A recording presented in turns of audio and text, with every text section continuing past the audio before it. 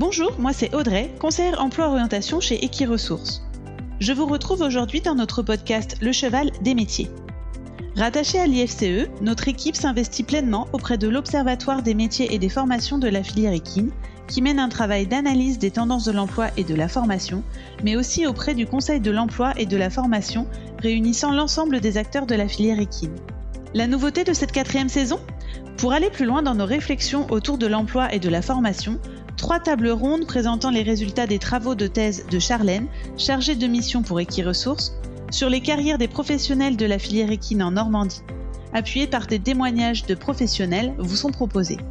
Ces discussions donneront lieu à un partage d'expériences autour de sujets variés, apportant des éclaircissements sur les raisons de la reconversion des professionnels, le sujet controversé de la baisse de niveau, ou encore l'influence du professionnel sur le bien-être du cheval. Je vous invite à me suivre pour rejoindre Dr Charlène et ses invités du jour.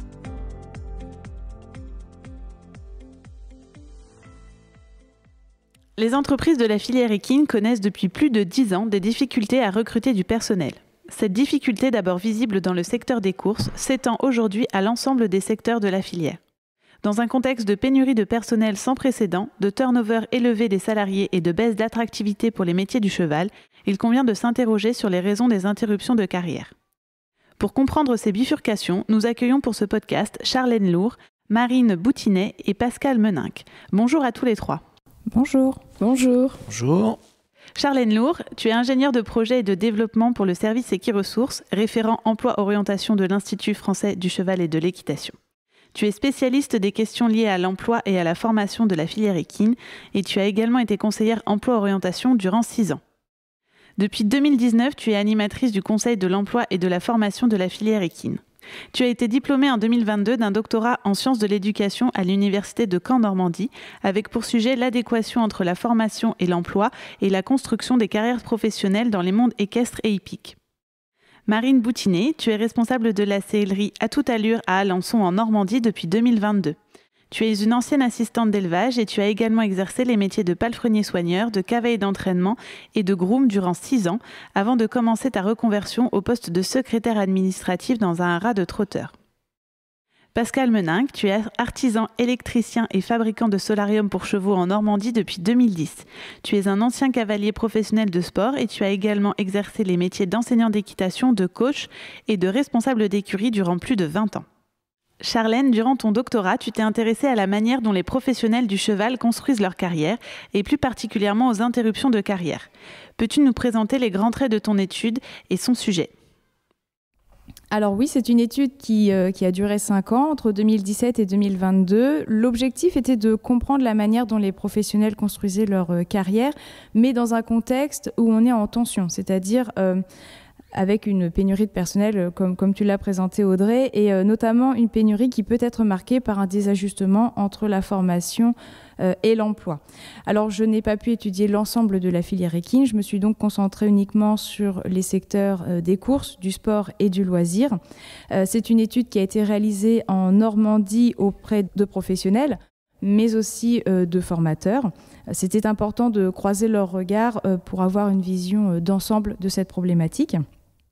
Alors, j'ai eu la chance de travailler au sein du service Equiresources en tant que conseillère. J'avais donc accès à une base de données.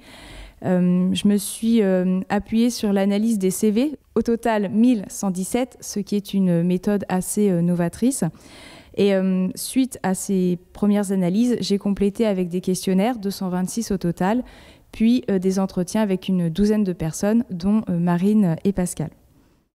Alors, ces personnes, elles étaient salariées, employeurs ou formateurs, ce qui permettait de croiser leurs regards pour à la fois dresser des types de carrières, mais aussi de comprendre les points de blocage qui pourraient expliquer cette pénurie du personnel.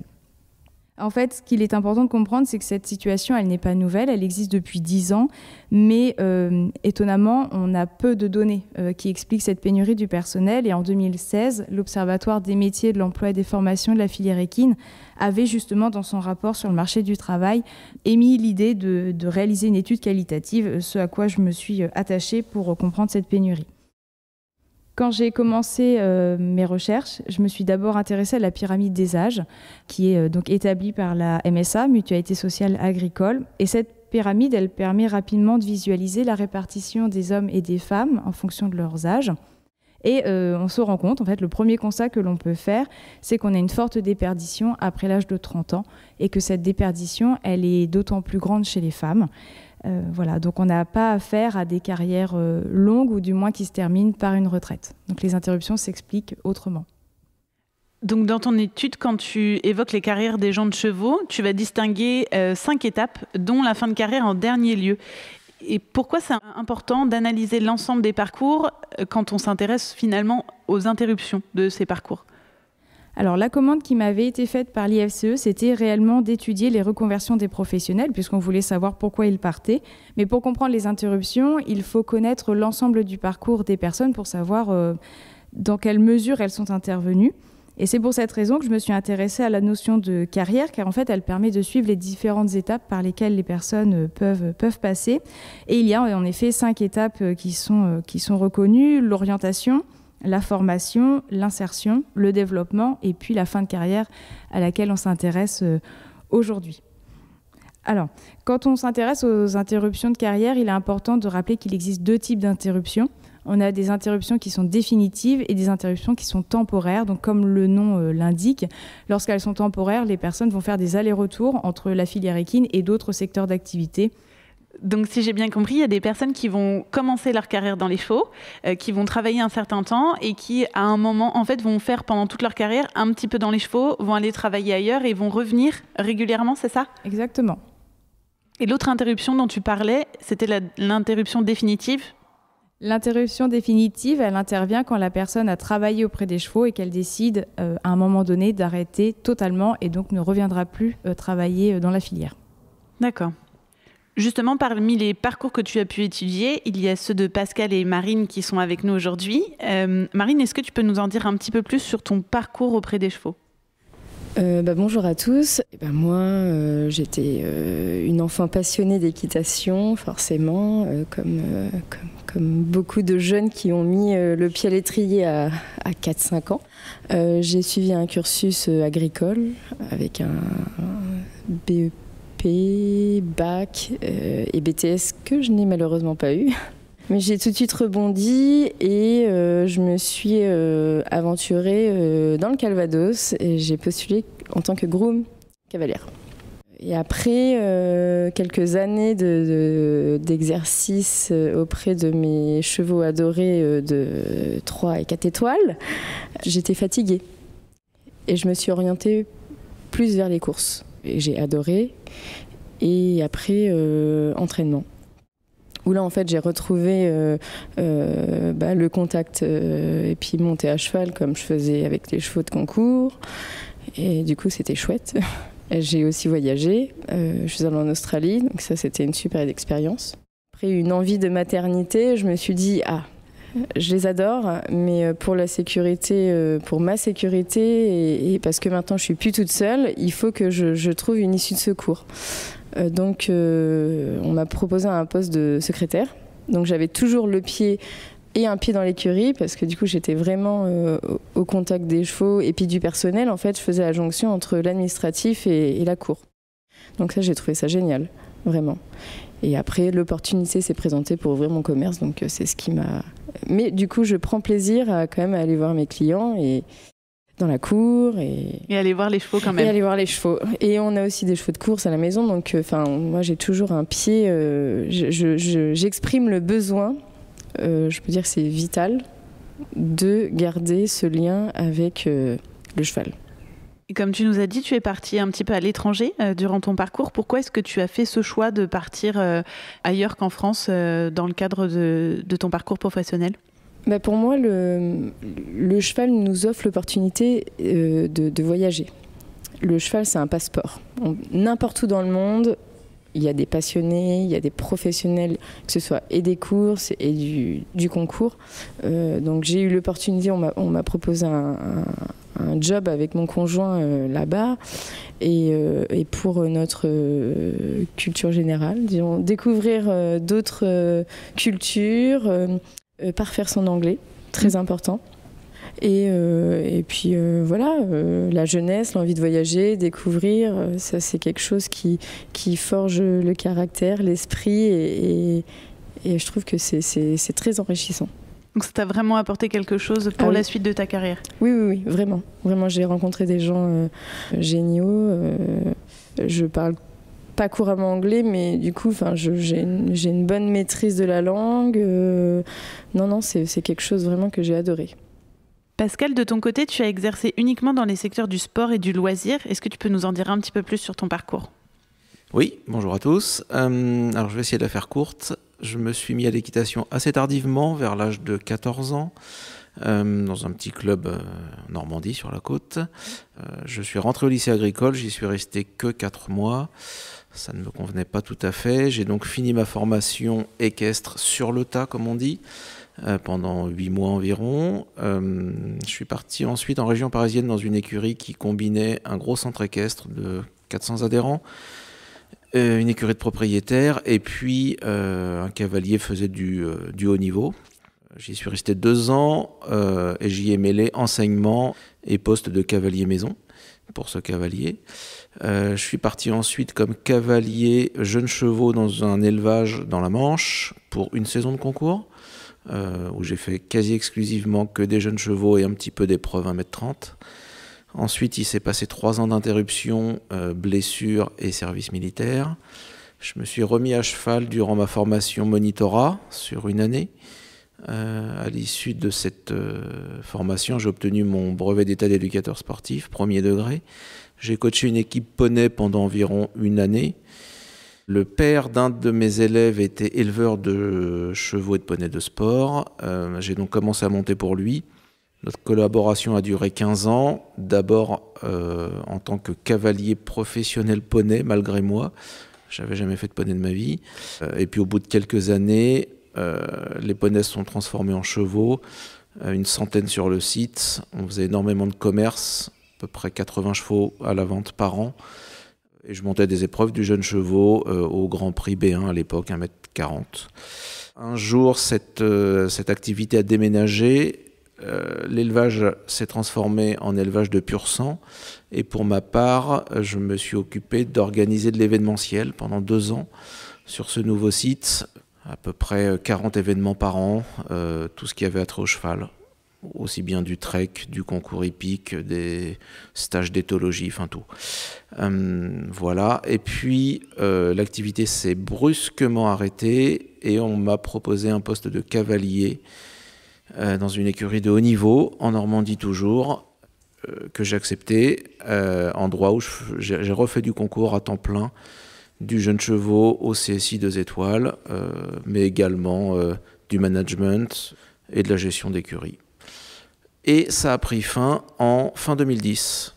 Voilà, fin de l'aventure avec les chevaux à ce moment-là. Marine, Pascal, est-ce que vous pouvez nous en dire un petit peu plus sur les raisons pour lesquelles vous avez interrompu votre carrière avec les chevaux et ce qui a fait que vous avez changé?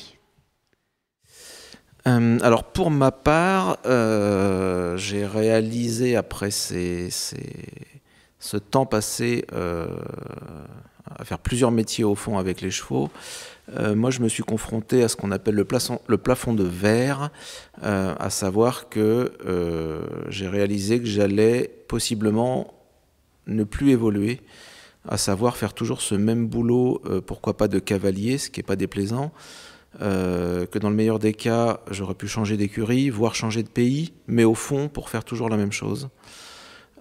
Et c'est sans doute ça qui m'a poussé à interrompre à ce moment-là. C'est-à-dire que continuer à mettre la même énergie et le même investissement pour faire encore ce métier possiblement pendant 20 ans, ça ne m'a pas semblé être judicieux. Et tu t'es un petit peu lassé de ne pas pouvoir avoir une évolution de cette carrière, en fait, de faire cavalier? Non, ce n'est pas une lassitude de faire ce travail-là, c'est une réalité de voir que, pour être clair, l'évolution à un certain niveau, elle est très liée à l'argent.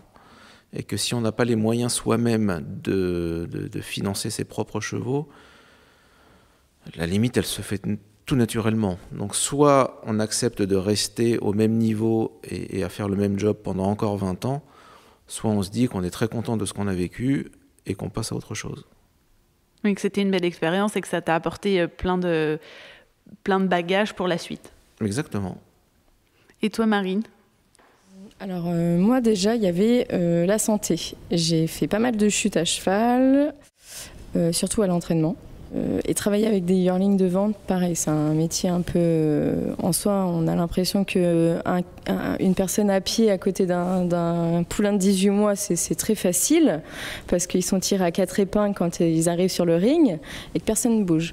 Par contre, l'élevage et la préparation, c'est tout autre chose.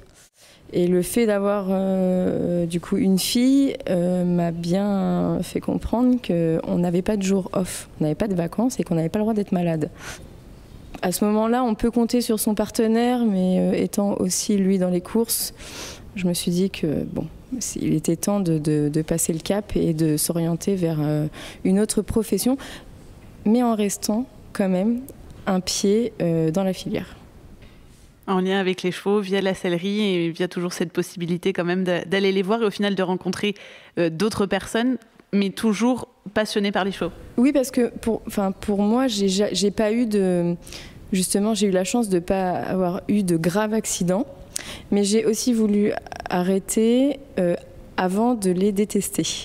Je pars du principe que je me suis attachée aux chevaux, j'ai fait ce métier par passion, parce que en fait, les gens à la base font ce métier par passion. Ils comptent pas leurs heures, etc. Mais au bout d'un moment, il y a l'usure physique. Le corps parle.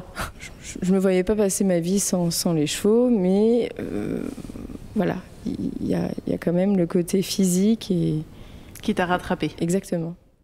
Dans le cadre de ta thèse, Charlène, est-ce que ces questions de santé et de plafond de verre, est-ce que ce sont des résultats que tu as pu retrouver ? Est-ce que pour toi, est-ce que tu en as obtenu d'autres ? Est-ce que tu peux nous raconter un petit peu ? Oui, tout à fait. Les parcours de Marine et de Pascal, en fait, se retrouvent dans beaucoup de parcours de professionnels du cheval, du moins dans les courses et dans le sport. Donc effectivement, on a cet aspect plafond de verre. Ce qui est assez intéressant d'observer, c'est que quand on interroge les personnes sur leur volonté de faire carrière, au sens de progresser dans leur carrière, souvent, et même très souvent, on a une réponse qui est on ne fait pas ça pour faire carrière. En revanche, quand on pousse un petit peu et qu'on voit les étapes, eh bien effectivement, c'est pas faire carrière, mais c'est atteindre ce plafond de verre. Soit parce qu'effectivement, il n'y a pas les moyens financiers suffisants pour ouvrir son entreprise, parce que c'est quelque part pour certains l'objectif d'une carrière, on va dire, aboutie.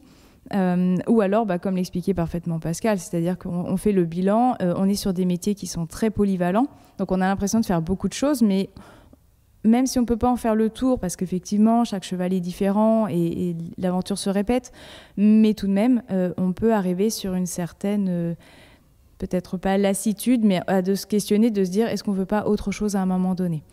L'intervention de Marine, elle est très intéressante parce que souvent, on a tendance à dire, quand on devient maman ou papa, le fait d'avoir un enfant, c'est pas compatible avec un métier passion parce qu'on ne peut pas autant s'engager. Mais en fait, ce qu'il apparaît, et ce qui est très peu dit, et ce qu'il faut surtout dire, et ça arrive surtout chez les mamans, lorsque l'enfant arrive, il y a cette peur de l'accident. En fait, tout professionnel est bien conscient du risque qu'il peut y avoir à manipuler des chevaux, qu'ils soient nouveau-nés ou qu'ils aient 11 ans sur un parcours de CSI. Sauf que quand on est parent, effectivement, eh bien, on prend conscience réellement de ce danger et que si nous arrive un pépin, on n'est plus tout seul. Et comment on fait derrière ? L'autre point qui est assez intéressant dans l'intervention de Marine et de Pascal, c'est qu'on est sur des personnes passionnées qui se sont investies, j'ai presque envie de dire corps et âme, malgré les difficultés physiques et parfois mentales de ce travail avec les chevaux. Mais n'empêche qu'ils sont amateurs au tout départ, donc soit à 14 ans, soit à 8 ans, mais ils restent des passionnés et amateurs, et donc ils peuvent redevenir amateurs et donc garder le cheval dans leur quotidien. C'est pour ça que la rupture, elle est rarement franche, sauf quand, par exemple, Marine en a parlé, mais quand on a un écœurement.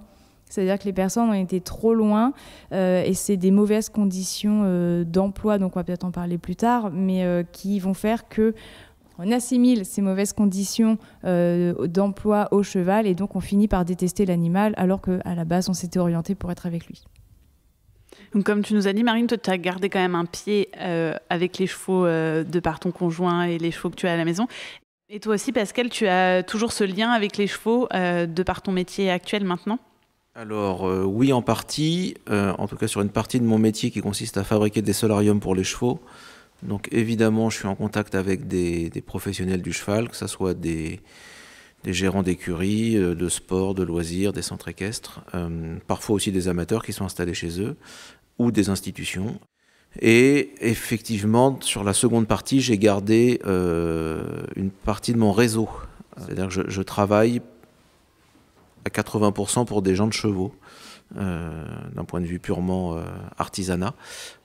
Donc voilà, ça m'a servi au moins à ça, à créer un réseau et à rebondir en gardant effectivement un tout petit bout de pied dans le monde du cheval. Quand on vous écoute tous les deux et qu'on écoute votre parcours, on sent bien qu'il y avait vraiment une volonté de changer de travail et de plus travailler auprès des chevaux. Donc vous, c'était vraiment un choix que vous avez fait. Et par contre, il peut aussi y avoir des personnes qui subissent cette interruption et qui arrêtent de travailler avec les chevaux pour d'autres raisons que par choix. Comment est-ce que ça se passe dans ce cas-là ? Alors, bien évidemment, il existe des reconversions qu'on appelle subies. Je pense notamment aux accidents, aux incapacités de travailler. On est le premier secteur agricole le plus accidentogène d'après la MSA. Et donc, c'est vrai que certains accidents peuvent interrompre les carrières. En fait, on ne peut plus travailler tout simplement auprès des chevaux. Alors, ça peut être soit des accidents, mais ça peut être aussi des blessures sur le long terme. Je pense notamment au mal de dos, aux tendinites, etc., qui empêchent réellement la suite de la carrière. Autre raison, mais qui peut paraître paradoxale, puisque nous sommes dans une situation de tension et donc de manque de personnel, c'est l'emploi. En fait, on se rend compte qu'il y a des carrières qui sont interrompues par faute d'emploi, parce qu'il faut bien se rappeler que les écuries sont souvent positionnées en zone rurale.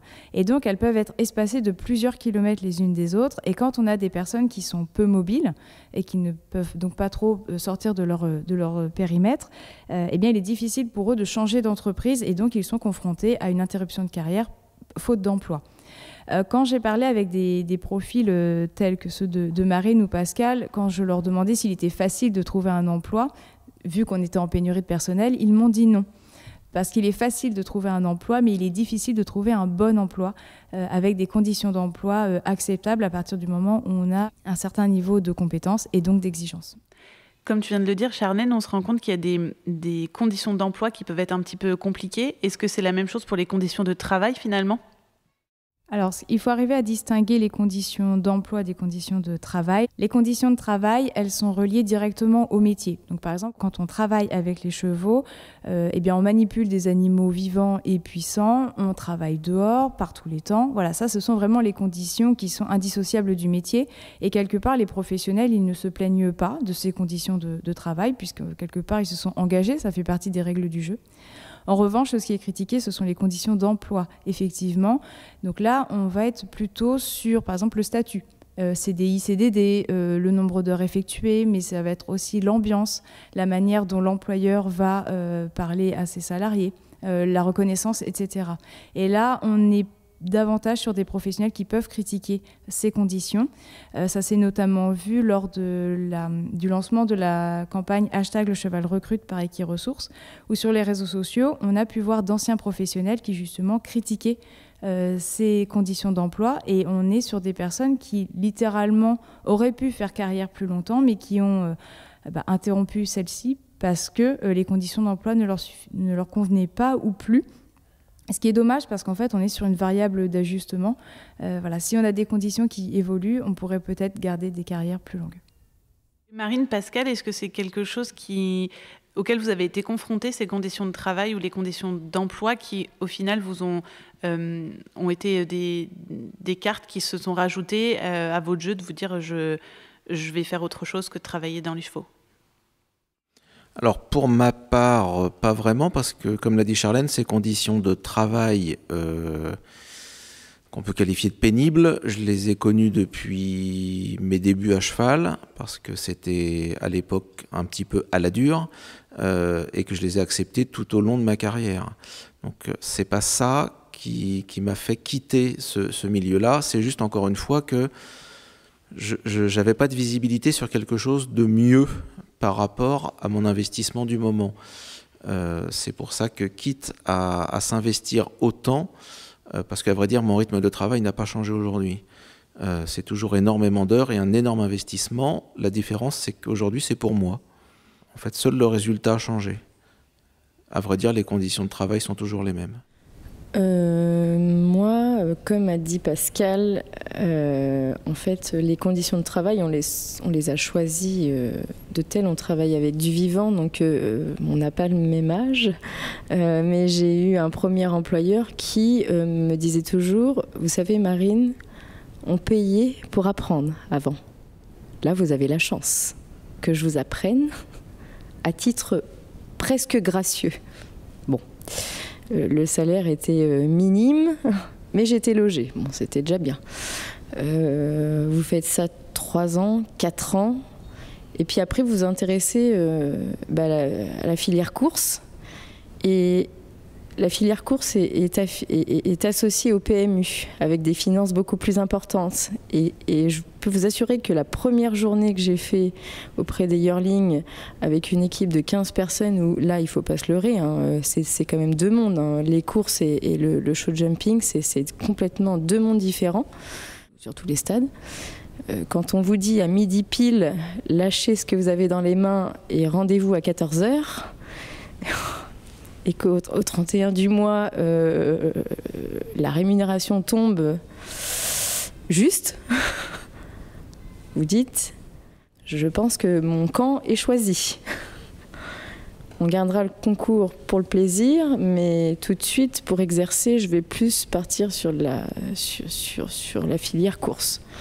Donc, non, après, moi, j'ai toujours pris mon travail à cœur, et travailler avec du vivant, c'est travailler 365 jours par an s'il le faut, parce que à la base, vous travaillez par passion.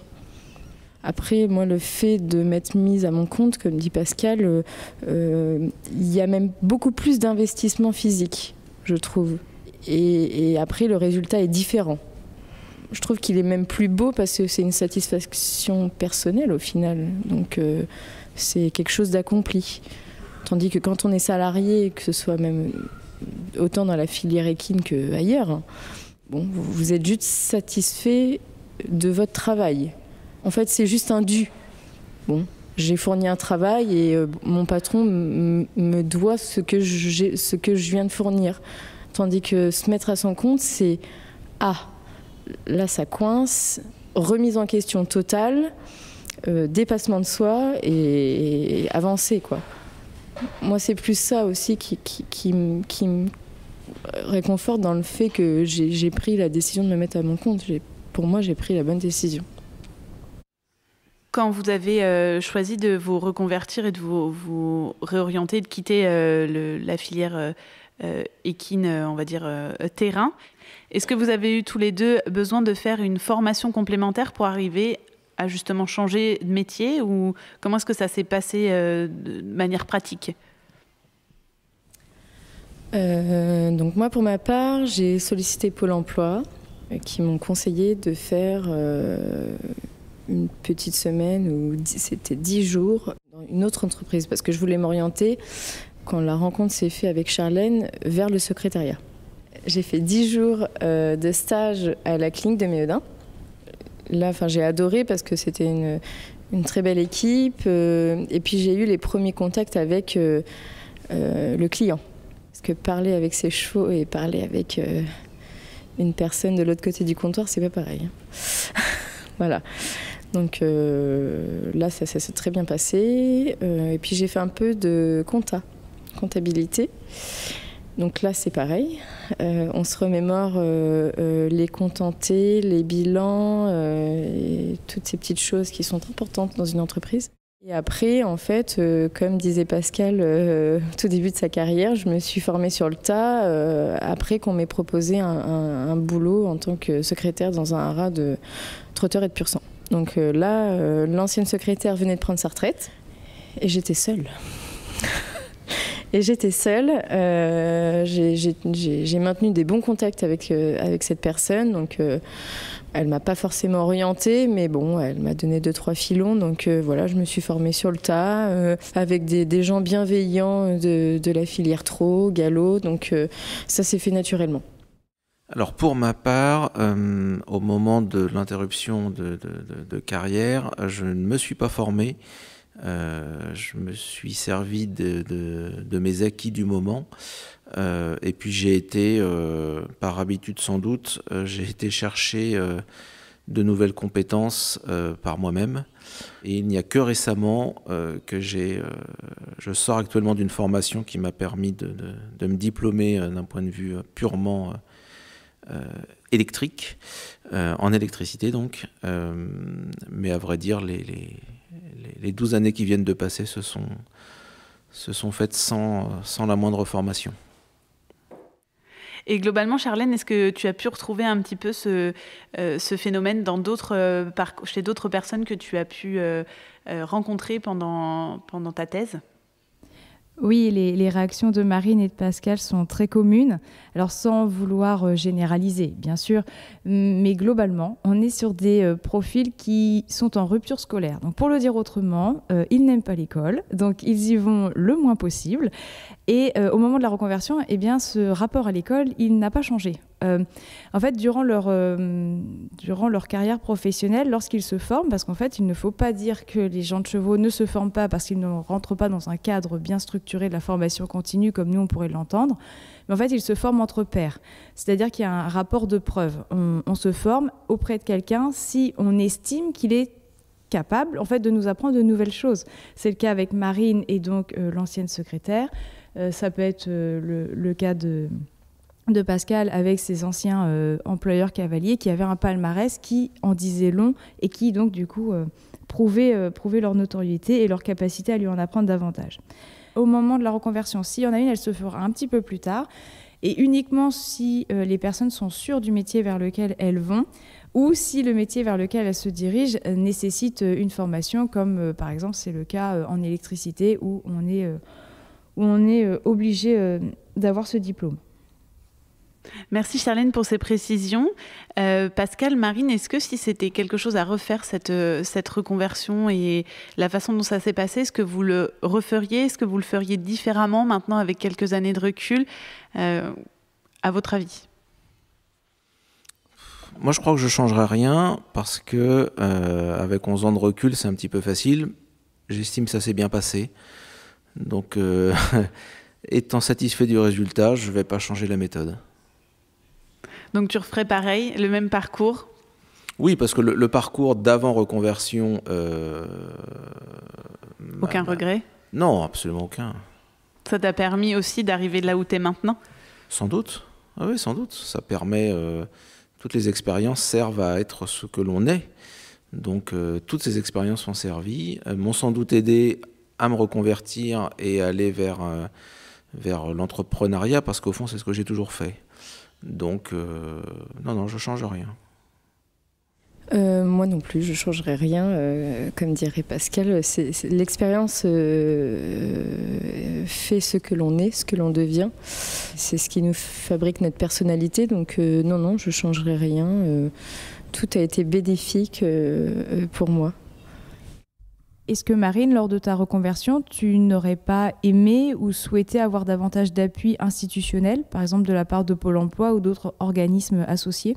Ce que j'aurais dû faire avant de mettre le pied dans le monde du travail, c'est de passer mon BTS. Enfin, c'était de refaire en fait une année et vraiment d'acquérir en fait le cursus scolaire. C'est vrai que sur le coup, on s'en fiche parce que comme tu disais, on n'était pas école et on ne sera jamais école, on ne sera jamais scolaire. Sauf qu'avec du recul, je me dis, il y a peut-être des petites lacunes par ici, par là, et peut-être que si j'avais, forcé un peu, peut-être que j'aurais acquis beaucoup plus facilement et beaucoup plus rapidement. Et sur le coup, en fait, quand on est jeune, on se dit oui, mais c'est du temps perdu. Mais avec du recul, on se dit ah oui, non, en fait, là, je perds quand même du temps. Je perds quand même du temps, et quand on perd du temps, on perd de l'argent, et voilà, et c'est un cercle sans fin, quoi. Donc non, la formation, oui, je pense que ça viendra plus tard. Vraiment pour peaufiner, finaliser une connaissance ou justement être persévérante sur quelque chose de bien particulier.